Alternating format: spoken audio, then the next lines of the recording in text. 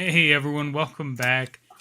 2 days in a row, Shaur. We're starting off strong. Two REP, days in rep, a row. robotics, esports REP. production. Let's go. Yeah, If you're new, which is everyone because it's literally day two, that's Shaur. I'm Preston. That's Shaur. I'm Preston. We do live commentary for RoboMasters North America, English commentary for RMUC sometimes. And then in addition, sometimes I stream video games, sometimes Shaur streams video games. Sometimes he does like esports like Melee and stuff. Sometimes I do combat robotics stuff. It's a whole mess of things, and so we've kind of made our own channel where we can cover a large variety of things, give a little bit more of our personality and our personal takes on the games and the going-ons. Yeah, right now we're going through the RMUC competition because it's going fast. We're not even kind of keeping up with it. Every night while we're asleep, they're doing like 15 games of RMUC in the different regions. yeah. RMUC goes very, very fast, and so we're here to bring you the recap.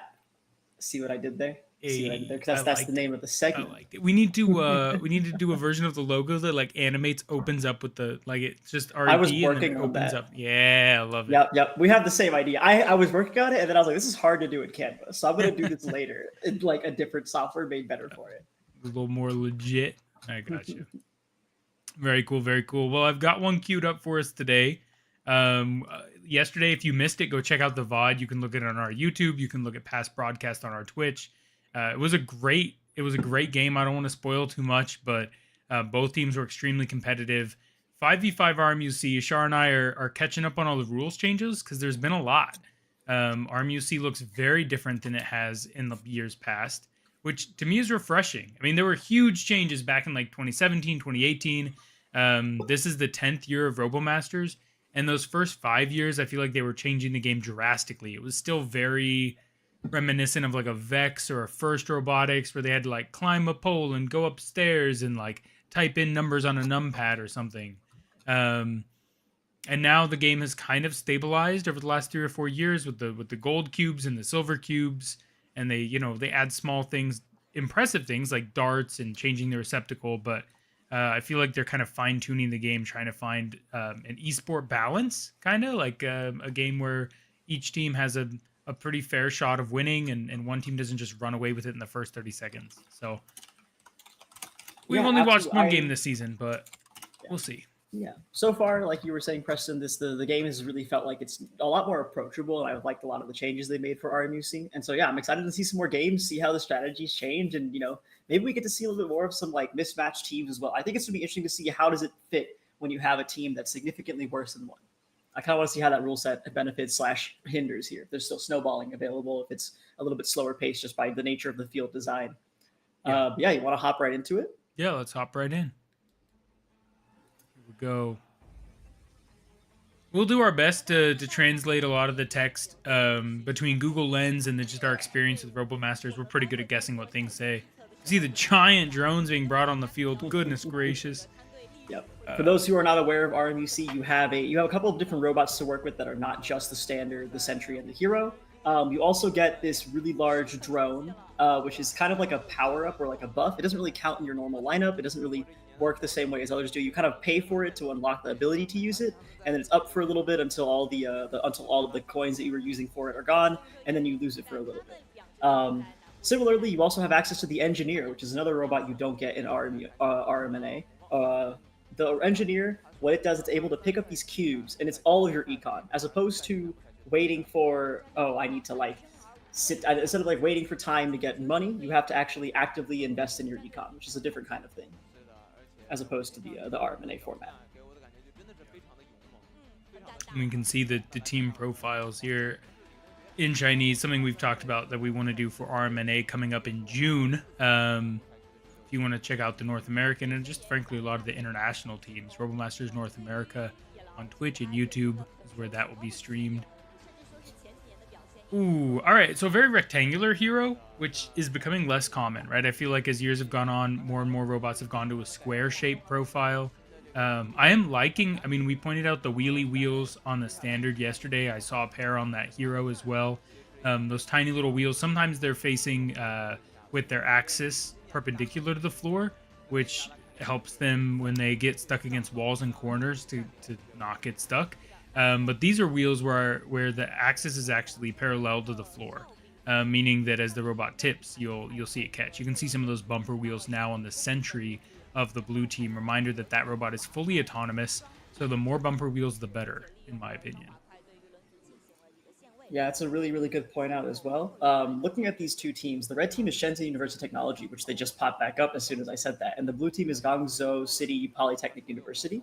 I think that what's most interesting to me here, I like this. I like this kind of like not standard designs, but nothing quite jumps out yet to me in terms of like, oh, unique or interesting. They look pretty tame compared to what we saw last night with Foshan and Gert. Yeah, So I'm one thing kind of I'll curious to see how they'll compete in this regard.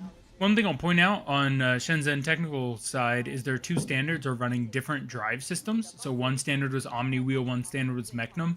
That may not seem like a huge thing, but frankly, if you're building three standards, there are big advantages in having them all be identical.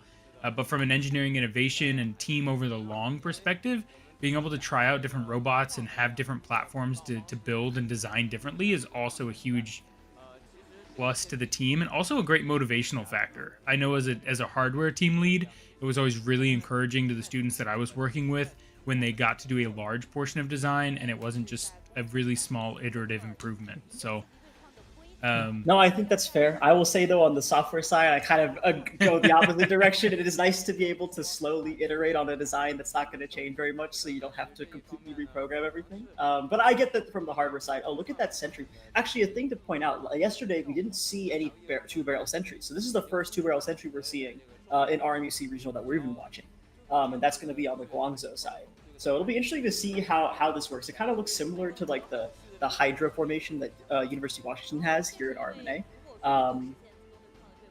And here we see that standard for the Shenzhen Tech side. Again, very, very simple standard. Not much going on here, not anything too much special. Again, mentioning those tiny little wheels on the sides. I'm curious to see if we're gonna. I don't think either team has a balancing standard, which was a funnily kind of unique to this year. I feel like I haven't seen as many balancing standards as we usually do. They don't get that software buff anymore like they used to. So I think that maybe some teams have opted not to go for it since it's more difficult on this kind of terrain. But yeah, we'll see. We'll see what ends up happening. And here's what you can see what I was talking about. On the red team, their standards are extremely different, whereas here on the blue team, Standard 3 and Standard 4 look quite similar, which to your point, once you've got good software developed for that robot, is going to translate a lot more. So it'll be interesting to see kind of how this plays out. If we have a maybe at the end, I'd love to dive a little bit more into the mechanical design of some of these bots. Oh my goodness. I mean, look at that. That's so impressive. It's a two-stage robot, right? Where it's panning the neck, we'll call it, of the robot, and then the two individual heads are also scanning as well. This makes up for the fact that they don't have 360 range view, right? I'm curious, actually, what is that little circular object at the top, Preston? Does that look like a camera to you or a lidar? Yeah, it's gonna be a lidar probably. Yeah. Yeah, it should be a lidar. The drones or the autonomous robots, the sentries, are not only autonomous in the fact that they are self-aiming and projectile firing at identified robots and objects, but they're also self-driving. So they need to do navigation. They can use cameras. They can use lidar. If you follow kind of tech news and you're hearing about the different self-driving capabilities in cars, right? Maybe recently you heard a lot about Tesla not using lidar and radar and choosing to use camera-based. The same thing is true in RoboMasters. Some teams use camera-based, some teams use lidar and radar to assist. I've seen both at competition, and they're both great options. Referee system initializing. One last thing I want to point out: the red team Shenzhen over on the left side does not have their engineer on the front of their lineup. So in the next 5 seconds when the match starts, it's going to be interesting to see how they roll out to get that economy. Shenzhen versus Guangzhou starting now. Shenzhen in the red, Guangzhou in the blue. Really like the design of the engineer from Shenzhen, though. It's kind of got more of that 3-bar linkage robotic arm design going. Might be a 2-bar linkage, though. It looks like it mostly restricted to a couple degrees of freedom. Looks like Guangzhou is not fielding, or looks like Guangzhou Sentry is getting stuck on the ramp over there and has now kind of gotten lost. I don't know if it's intentionally sitting there or trying to move off. It looks like it might be trying to move off. Look at the drone from, both sides. Their drones are active. Very similar to what we saw yesterday. As you can see in the back, The drone for Shenzhen doing a little bit more damage, but very close here early in the game, but it falls out of the sky. Tragedy for Shenzhen, as Guangzhou is now going to be able to take the lead in this match. In the cockpit of the projectile launcher, the gunner of this drone, you can see with the spinning armor panels, they're doing a really good job of conserving their ammo. Their accuracy percentage is going to be quite good. It's going to be very good. They've almost gotten the entire outpost knocked out just by the drone alone. Okay, that's a huge contrast to yesterday. Yesterday we saw the pilot. We also got the pilot's view, and they were just kind of shooting in the center of the outpost and allowing the panels to spin through their line of fire. This pilot was actually following very successfully, indicating obviously driver skill, right, and some finesse there, but also, I mean, just the lack of latency, the responsiveness that he's getting out of his drone. Right, it's not just camera latency we're talking about. It's making sure that you can actually flick and move this gimbal arm right on this flying drone, such that you can hit those armor panels while they're spinning is very impressive. Solid lead from Guangzhou. Absolutely amazing lead for Guangzhou, and with the Shenzhen drone out of the way, it's going to be hard to pick that back up for that spinning armor panel. The dart opens up for Shenzhen.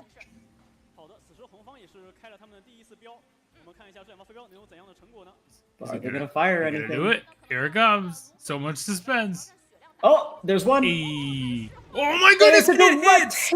Wow! I'm glad we actually paused for that. Shenzhen, huge comeback. They're able to take out the outpost. Those darts do so much damage, but that's an incredibly difficult shot. Chat, that dart is limited by weight. It can only be like 160 grams or something. It is allowed to be self-guided. It is allowed to have electronics, but I mean, with that weight limit, as, oh my goodness, standard 4 is poked down in the center and will be taken down.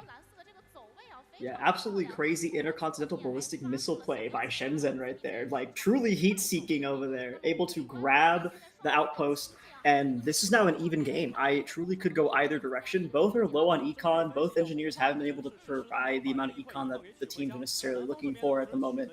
And the game is kind of stalled at this point, Preston. It looks like we're waiting for either team to kind of make an aggressive play here. We're looking at the bottom right. You're going to see the Guangzhou engineer trying to put in the cube and score a little bit more econ. This is a big deal. If he can make that cube, and Shenzhen is unable to, I mean, their robot doesn't have a cube still, it will give them quite a bit of gold. Bit of a bump in interaction in the center, knocking out red standard 4 here.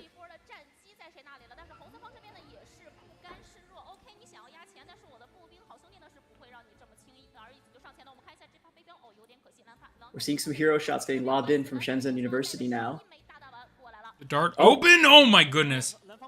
Guangzhou trying to retaliate with the dart onto the base of Shenzhen. If either team lands the dart, I will, as the hero for Guangzhou, not to be outdone, makes 2 shots in a row from the center, make it 3. 200 damage. 4. There's 4. Really low, though, has to back off at this point. Just does not have enough health to stay up there. Good defensive play as Shenzhen now opens their dart. Each of these darts, I believe, will do 1,000 damage to the base. 1 dart would put them all the way in the lead. It still appears like they're aiming for the outpost. Quite a bit far away. Yeah. Could be a personal miscommunication, or honestly, they could have a dart that's just designed to shoot the outpost and they're just getting practice. This is a regional competition. You do want to test your limits, right? This is a great opportunity for some field practice as we get a skirmish in the bottom. Red Hero 1 falling low, but 6 projectiles left in his hopper as Red Standard 4 is able to make it out. Red Standard 4 trying to get back to the healing zone and make sure that it doesn't immediately get knocked out. Very low health for the red team over here. They're really on the back foot. We're seeing the blue heroes back up again. Nobody's there to attack him. Nobody's putting any pressure on him, but he runs out of ammo before he's able to actually make anything of it. Yeah, a great play from that blue hero. A very heads-up play, right? The red hero and the standards were engaged in that skirmish in the corner, leaving the base fairly unattended. Yep. You have to go back to get some healing. So, you just can't just stay there the entire time, leaving that base wide open. We're seeing the blue drone is back up. Guangzhou about to make a huge play with this drone. They're going to aim it right at the base, I'm sure, put some suppressive fire down. It gives you a lot of cover for your hero, and you'll be able to take out the rest of that base quite nicely. Yeah, exactly as you said. They're using their drone to prevent the red hero for Shenzhen. Oh, he's getting body blocked by his own teammate. The drone taking that hero extremely low, down to the last 25 health points. I think it might get knocked out here, Preston. It's Hits really 2. close. He's taken down. And it is knocked out. Yep. Big play from Amazing Guangzhou, and now he's going to fire focus his play. attention to that standard. Red standard 3 has to hide behind the outpost. It's difficult to see from this perspective, but he's actually sitting right behind that turret. I don't love this play. I think he's actually aiming for the sentry, it looks like, and just he's switched up. He's switched up his targets. Yeah, I don't love the play of going for the standards here. You have the drone available. You're costing money by having it in the game. You should be using it for the objective play. You should try to get as much objective play as possible. I mean, they have the lead, and short of landing like 2 darts, they really can just play defense. Plus, their hero is now back in his sniper position, and that defensive play by the drone means that there's no one to defend. So, with 8 projectiles in his pocket, that one only counting for 1 damage. Reminder that these projectiles are identified using force sensing panels. So, sometimes these golf balls will hit and will register as 17mm projectiles, dealing significantly less damage. There we go. The hero is able to land one there. The dart bounces off the top of the base, but does not deal damage. Barely missing. Wow, super close, but the round will still go the way of Guangzhou. Guangzhou just played tremendously there. I mean, the real disadvantage to Shenzhen there was that the drone knocked itself out really early on, losing that ability to, which they could make back a little bit with the dart. But then you got lower econ, and without the ability to make a hero play at that point, and the drone causing the suppressive fire, making it so the hero can never really get close enough to start shooting at the base, Shenzhen just didn't have a lot of time or a lot of energy to spend to make any kind of offensive play there. I think if in the middle of the match they had just decided to kind of full send it, maybe we could have seen something a little bit closer when it came to the base health. But as we're seeing here, the eliminations on the 4 eliminations, the difference there is going to be that Guangzhou was able to knock out the hero more times, and just overall shooting more projectiles as a whole because they had more of that econ, so they didn't have to use that extra dart shot to knock out the outpost. Yeah, I mean, you can see at the top, right? I know you were just talking about it, but 800 gold to 900 gold. Is at that top banner, I believe, and then below that is total damage dealt.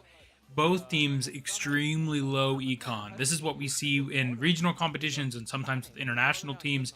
The engineer has become extremely challenging. We saw Guangzhou they did get a silver cube. They did get 100 gold in during that match. But in a 7-minute match, round, they were able to get 1 cube deposited. It's just so difficult to bank those cubes. Checking out the highlights here. The drone race at the beginning was so awesome. Both drones up in the air, launching projectiles, chewing through these outposts. It's just so unfortunate that Shenzhen's drone had to fall. I feel like this would be way closer with that. But still, that dart shot. Amazing comeback. Like that's how you can even the playing field. But then again, you're lacking on econ a little bit. It makes it a lot harder to continue that momentum, which Guangzhou just had more of it today. And yeah, the hero was definitely the MVP there. We're seeing that the 2,200 damage done, 42% of shots, 45.8% of shots landed, 24 total projectiles shot. Whoa! It's pneumatic? It appears to be. That is quite the interesting design. Preston, for those viewers in chat, and also for me who's not necessarily mechanical, what's so special about the pneumatics here? What surprises you about it? Sure. So I want to see a side. I'm gonna pause and see if I get a side view because I see something that looks green in the back, which is kind of the color of the flywheels. So typical teams operate with they've got a cool little scope too. Yeah, let's take a second on this hero. I wish I could draw on this. Not yet, chat. It's coming. We're working on it. We're cooking. We'll figure it out. We'll figure out how to do the drawing. We'll start with the pneumatics. So you can see those red lines are tubes. So those are going to transport pressurized gas, whether that's just ambient gas. So we've kind of moved away from CO2 canisters as like a society, not for huge environmental reasons, really, is just as economical reasons. So like if you used to play paintball back in the day, you probably use CO2 canisters. Now they just use compressed air canisters. That way, instead of having to store giant things of CO2, you just compress air with an air compressor, which is mostly nitrogen, right? That's more detail than we need here. But those red lines they're polytube. So they're flexible tubing. They're just pushed into place. They're held in place by barbs. It looks like the air can is at the bottom. So that forward-most red tube feeds there. And then that's going to effectively, I would assume, fire somewhat similar to a paintball gun, where it has an electrically activated solenoid that opens and closes very quickly. In this case, and release a small burst of air that propels the projectile forward. Large advantages of this system with flywheels, especially with something like a 42 millimeter projectile, you see a lot of competitive teams switching to 4 flywheel motors because of the momentum loss as the projectile goes through. It's difficult to have a good fire rate. If you launch multiple hero projectiles, the second and the third shot will definitely fall much shorter than the first shot, meaning that you can't shoot very far away very quickly and maintain accuracy. So pneumatics is an area where you might be able to keep that up longer, especially kind of how fancy you get with your pneumatics if you're able to keep relatively consistent PSI in your actual canisters. Downsides is it's much more difficult to and involved to get ready for your next round, right? So you've got a 3-minute interchange here. I don't know if they have swappable tanks or if they've just spec'd their tanks so that they have enough compressed air and just stored energy to get through both rounds. But that's something you have to think about, right? And similarly, right, in RMUC and in RMUL, we discuss battery charge. Sometimes if there's a long timeout, or even just with newer teams, if you have a really high just passive draw on your battery, and your software isn't good for accounting for it, if you've just kind of tuned spin the motor at this speed, but you're not actually checking anything, you're just telling it what percentage to go at, when your battery drops, your motors will go slower, and so you'll launch projectiles slower, again hurting your accuracy, your repeatability, making it more difficult for your drivers. So pros and cons on both sides. And then of course you have there can be increased safety concerns with compressed gas, compared to just spinning motors. So it's awesome because we see very, very few pneumatic devices in RoboMasters. It is allowed. The RoboMasters rules are extremely open, frankly. Mechanically, you can do most things. Their hero has the tiny little scope as well, which is awesome. In years past, I've found it kind of gimmicky, frankly. But with the quality of the VTMs now, I bet it's actually pretty great. I hope we get a view through there. Yeah. No, chat, we are not frozen. We were actively looking at this hero and discussing the mechanical aspects of it. We're going to continue forward now with the rest of the match. Sorry, I was just Thank you, Preston, over this hero. No, it's absolutely great. It's the kind of mechanical sick content that I hope that we can continue to produce. It's a very cool hero. I think especially like you were mentioning, what appeals to me about this hero, I'm not too interested in the pneumatic side of things, just because it's interesting. It's like, okay, yeah, sure. Mechanically, whatever you want to do, you do. The scope specifically is very interesting to me because I'm wondering how they calibrated their firing, right, with that. So how do they practice that? How do they ensure that the ballistics look the same for that? That's kind of what's interesting to me on that regard. Anyways. Oh, we could have totally just kept the video playing while we were talking about this. Oh, it's okay. I'm just soaking it in. It's thinking awesome. Now we get a view. Okay, so you can see the other teams here are now with the flywheels in this side view. I promise won't keep it paused much longer. But you can see that small clear wheel right at the speed monitor module, right by the barrel, right at the base of the barrel. Those are the flywheels that transfer momentum to the ball. Just like a fast pitch softball machine or like a football launching machine. That's how most RoboMasters bots fire their projectiles. Flywheel strategy is used in pretty much every other robot design, and is usually definitely more than sufficient for the 17mm robots like the Standard and the Sentry, which is why it isn't nearly why when we see a pneumatic hero, it's something to stop and gaze at for like a couple of minutes, honestly. Yeah.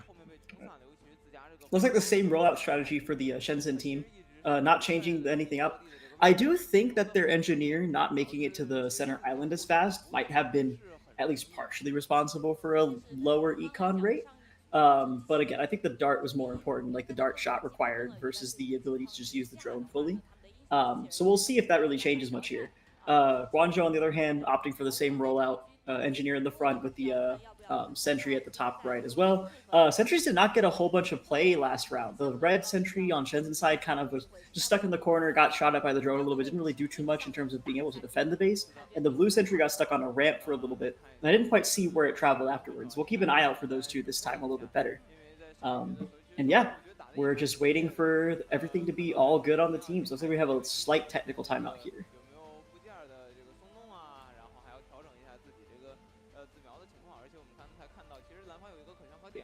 So little bit of in behind the chat. scenes These are with the the ref base. system. So we still have yet to see in round 1 those base guards come down. We confirmed yesterday that those big armor panels on the side of the base, or excuse me, the shields of the armor panels come down at 2,000 remaining health points of each side. So it's an interesting change to the rules. I think it slows teams down a lot.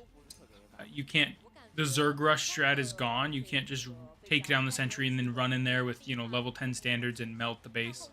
Yep. You still have Another to thing have also, some finesse. yeah, the base's actual physical structure, just for those who don't know, in RMUC, the top part has 2 panels on it, which obviously are a lot harder to actually hit unless you're able to look down on it or able to aim properly, which is what that scope is for on the hero. Once you're able to get it down to 2,000 HP and it opens up, you'll see in the inside between those those little triangle pieces that have kind of popped out at the moment. There's little armor panels there that are on the base of the armor, on the base of the base, if you will. That's where you're able to actually do a lot more damage. You're able to aim consistently while being in the enemy zone, which makes it so that you're taking engagements closer to them. You're able to push them back, and it's how you destroy their nexus, essentially. If for those of you who play League of Legends. Yeah, okay, you've called out League of Legends. So one of the things I wanted to point out, when good League of Legends players know what the map looks like from their opponent's side, and they're actually able to hide behind the animation of some things.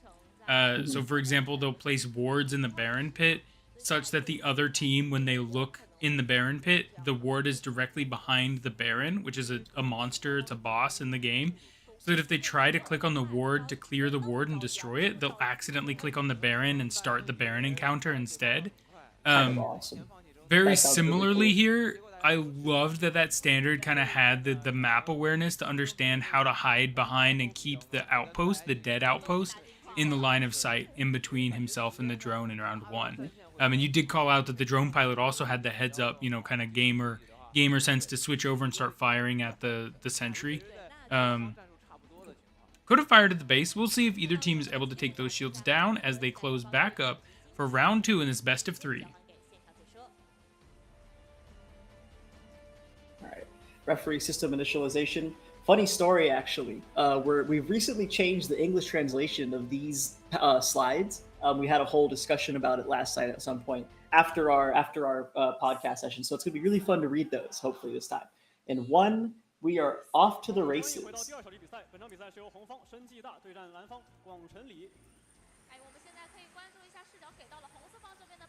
Sentry is getting a lot more active this time, it seems like, from the Shenzhen side. And the engineer picking up the blocks where it can. Both, or at least the Guangzhou drone is back out onto the field. Looks like they're not fielding the Shenzhen drone at all. Based on the top left, we don't see a number 6 there, so no drone available.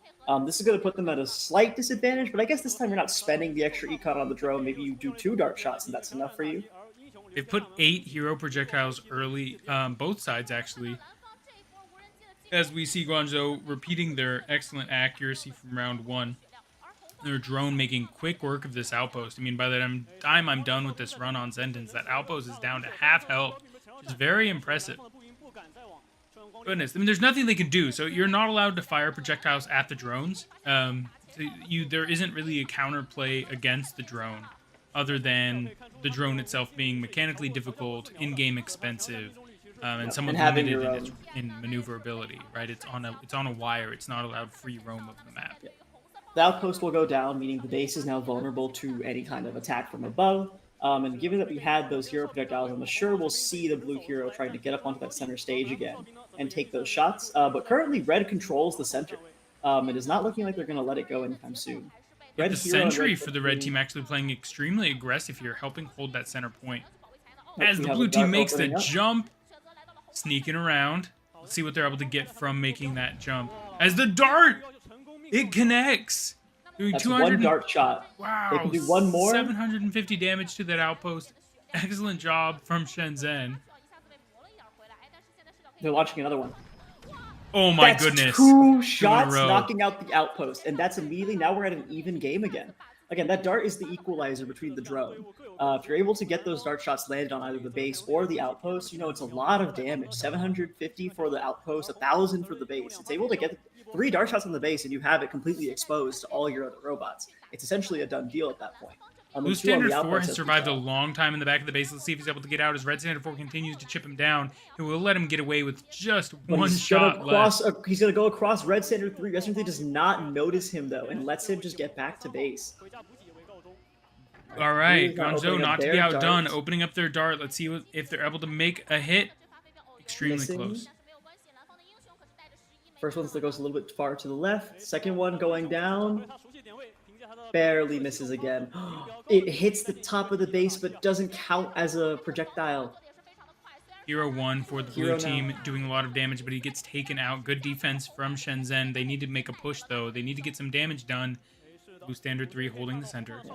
The red sentry at the center point is really doing a lot of work for Shenzhen right now. It's able to keep the hero from staying there for too long. Red Standard 3, Blue Standard 3 engaged in a skirmish. Fighting over that center island as Blue Standard 3 starts to defend his base, pushing back Red Hero. Red Sentry is also attacking the entire red lineup, coming onto the center point at this point. Even the engineer is coming on with them. Play. This is a great play from Shenzhen. They need to push. They need to get damage done onto the base. 3 minutes and 30 seconds left to go. This Red Hero has 8 projectiles. It's more than enough to gain the lead. But he's not firing anything. He so started scared. the game He's with 8. running back. He's running away again.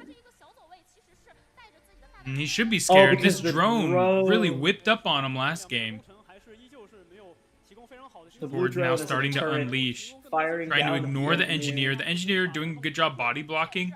If it's not able to get cubes, really that's the best thing that it can do at this point.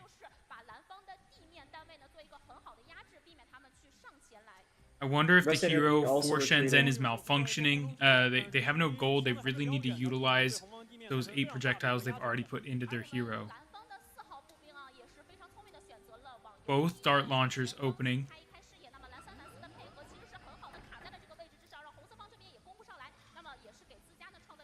View of both sides. They hit! Guangzhou, both of them hit. That's awesome. You love to see it. Oh my goodness! They keep doing more damage, but see, Guangzhou's hero is already there and capitalizing on this. We're Up, almost down to chunking 2,000 health. through. 2,575. Oh, so close. Having to retreat because of only one projectile left in their kit, and they were like, "Why does one not risk it? Everyone already knows I'm here. Let me grab some more and come back from the sneak attack." And now Guangzhou has taken the center. And this seems like a lost game with only 2 minutes left on the clock. It's harder. It's gonna be a lot harder for Shenzhen to make it back. The drone is out currently, and with no econ, Guangzhou cannot pull it back in. So if there's ever a time to strike, the time is now. Yeah, I mean, I don't want to sound like a broken record, but because the armor panels of the base stay guarded, you either need a hero or a drone, and their drone is not competing right now, and their hero has not launched a projectile in the last 3 minutes. So. I don't think Shenzhen has an avenue to come back. 1 minute and 45 seconds is enough time, but they would really need to start lobbing projectiles across the map from their hero, as showcased beautifully by Blue Hero 1, who's been doing some work. Yeah. That red sentry play in the center was a good idea at first, but it doesn't seem to be able to do too much anymore. I can't tell. Our chat is kind of blocking. It does still have some projectiles available, but it's not really... He's got 76 projectiles left. Not a whole lot. Not a ton, and it's not keeping the hero off anymore as much as it used to. To me, that's good news. With a minute left in the game, with how much blue has been in that center island, I hope that my sentry would have fired all the projectiles. Yeah. Could have been more influential, but I'm glad it fired them. Yeah, maybe some better targeting would have been helpful for the sentry, but here we have the drone coming back, and this is going to kind of just seal the deal in my mind. Wait, we're in the cockpit of Red Hero 1. Okay, I was about to say, if he can fire, then he really dropped this game. But I don't think he's able to mechanically fire right now. I think he is stuck. He still has 9 projectiles and has not launched any. Oh, it looks like he's targeting. Is he going to fire? He's been in this spot. He's been lining it up, but I don't believe that he's able to actually fire. Yeah, I think the mechanical... And that's just kind of the unfortunate reality with these kinds of mechanical engineering issues, right? Sometimes you build a hero, sometimes you build all this stuff, you put it up onto the field, and it just doesn't work the way you hope it will.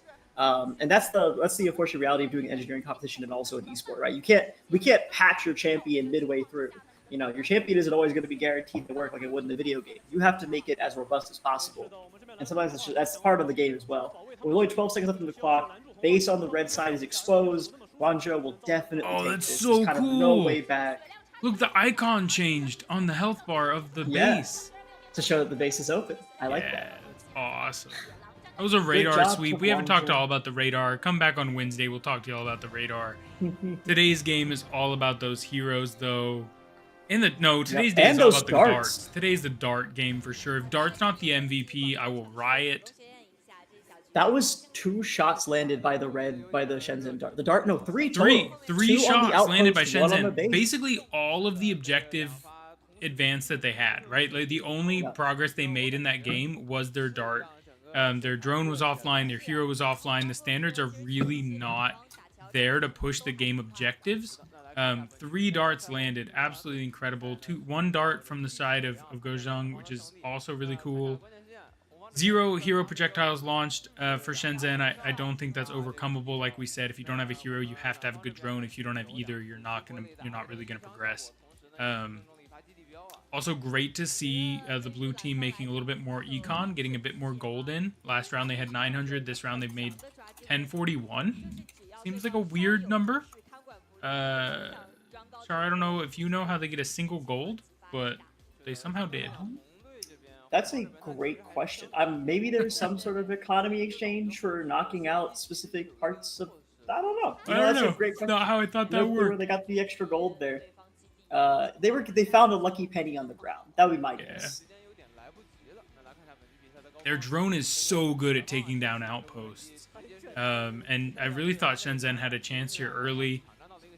See the excellent dart hits from both sides. Their standards from Shenzhen did a good job of playing defense, but they didn't have the offensive tools. Yeah. I think where it fell apart was just that they didn't have the objective breaking tools. They used all their dart shots amazingly. Their standards were taking the center as much as possible, trying to keep the other team away as much as possible. Were engaging well. The hero being jammed really sold the deal for them, though, and that's unfortunate. As well as their drone falling off, and that's what made the difference. It's all reliability. They came with the same amount of robots. They came with the same amount of possibilities, and just didn't have the technology to back it up in this case. Yeah, still a great performance from both teams, and we've talked about the fact that we want to see, what we're excited to see in RMUC is the spectrum of teams available, right? So Absolutely. every year we get to see some really impressive teams that have phenomenal robots and full, robust lineups. Already really impressed just 2 games in this season of the mechanical creativity and innovation, the differences. We've seen different drives. We've now seen different projectile launching techniques. But we've also gotten to see different kind of game strategies based around team capabilities. So today we saw a low econ game with more dart involvement, which is a crazy combination. In my opinion, I think if you can build the dart launcher and actually consistently hit darts, I feel like the engineer would actually be, I don't want to say easier, but more, I feel like it would be easier to demo and practice and ensure your engineer works before you showed up than your dart. The dart has so many variables at play, right? I mean, turning on the freaking air conditioning in the arena could mess up your dart, right? But the engineer, like you can test it at home and things. So we'll keep an eye on those engineers. I've seen a lot of custom remotes helping out those mechanical arm style robots. Kind of puts an onus back on the mechanical and less on the software. So yeah, absolutely. All right, before we go, Shaur, what was your favorite thing from today's match? It's gotta be the dart shots, right? Like I've never seen so many dart shots in a match, and like landing, especially. I'm pretty sure. I think the only one Shenzhen missed, they missed 1 in the first round. Otherwise, they hit every other dart shot, and they took 5. That is not an insignificant amount of dart shots to hit by any means. Oh, it's crazy. Genuinely like flabbergasted. I think it's very, very cool to be able to see that. Again, to kind of clarify, the dart is not only is the projectile like a robot essentially that you create, you have to make it under a certain amount of weight. You have to make it have certain electronics. The launcher itself is also essentially part of that. You have to make all the parts of it. Yeah. The dart, the launcher, everything. And so being able to do that and make it so consistent is like mind blowing to me. I'm genuinely so impressed. And the dart has to be so robust as well, right? So once those darts are launched, they just lay on the floor, they get run over, they get shot. So trying to build something that can stay consistent but also get run over is extremely difficult. I mean, there's just a lot of challenges. Being able to practice, like I've said, you need like a full basketball court with access to it, and you need to kind of build your setup correctly. That way you can actually practice these exact shots. So I agree with you. The darts were crazy impressive. I think my favorite thing may have been the blue drone. Mm-hmm. I We saw similar antics from the blue drone yesterday, but extremely different performance metrics. Oh yeah. The accuracy on the screen did not tell the full story. I think it's at 8% for the MVP for round 2, but that includes the like 2 whole magazines the driver just dumped on the floor trying to hit the sentry, right? Yep. Yep. Against the outpost, it was absolutely incredible, reminiscent of prior years and teams that have done excellent jobs with those drones. So Had to have two been about 80%. really Yeah. stellar teams. Yeah, Yeah. absolutely phenomenal. Yeah. And that's kind of the beauty of watching these regionals. You can see like what the height of RoboMasters is supposed to be, and then kind of aspire to it for those of you who are in the North American region. Like this is what you would hope to be someday, right? And I think it's just so nice to be able to watch that, and eventually also as a region, that's what we hope to be at some point. Is right is doing that 77 full on crazy half court shots with the darts, etc. It's definitely the dream, and so it's nice to be able to watch that and commentate it. All right, Shar, I got a pitch for you right now, live. Oh, hit me That with a way you live can't pitch. say What's no. up? Oh, I If have to we say yes. let's set either a follower goal or a sub goal or something, Mm-hmm. okay? If we Yeah. hit that goal, I want to do a RoboMasters Let's Play. Oh, RoboMasters, let's I would play. commit to doing mechanical, like full CADing, probably a lot of 3D printing, building a mechanical RoboMasters standard, Uh huh. and then I would ship it to you, And and I you would program it. live code up from scratch your own. I mean, we're talking about like a 1 to 2 year commitment here, right? It That's a would be a lot let's of play. time. It would be a It let's would be play. a We'd let's set a play. hefty goal, and then I mean, it would take me a large chunk of time to just CAD the thing up. But like we'd do it up. We'd have fun. We'd have some design meetings. We'd chat about what we want in it. We'll modify the CAD. So that's my pitch for cool sub goal in the future. Just make sure we set the sub goal high enough that you and I aren't out like $6,000. Chat, if you don't know, these bots are really expensive to They're build. incredibly expensive. We have to get the ref system as well. Ooh, Well, we could easy. probably get a loaner ref We system, could we could get a loader ref but system. like the The funny motors. part would be we It's the do the let's play, we bring it to 1v1, and we see Oh, how well we do. 100%. We Right? bring a Like that's commentator bot. Are you kidding? I am Oh very yeah. down, Preston. I'm very All down. right. We'll Well, set that follower goal. We'll make that a thing for sure. and we'll get a I'm little thinking progress bar up there. we'll Chat, get a we'll little be back progress on bar up there. Wednesday. In the meantime, you can catch Shar's channel at Shark-A. You can check mine at Standard Prez. We're doing random shenanigans, not RoboMaster related most of the time. So check it out. Although some of the time it can be if that's what Yeah. you're into. Yeah. Have All a good right. night. Thanks, everyone. We'll catch you guys again later. Bye.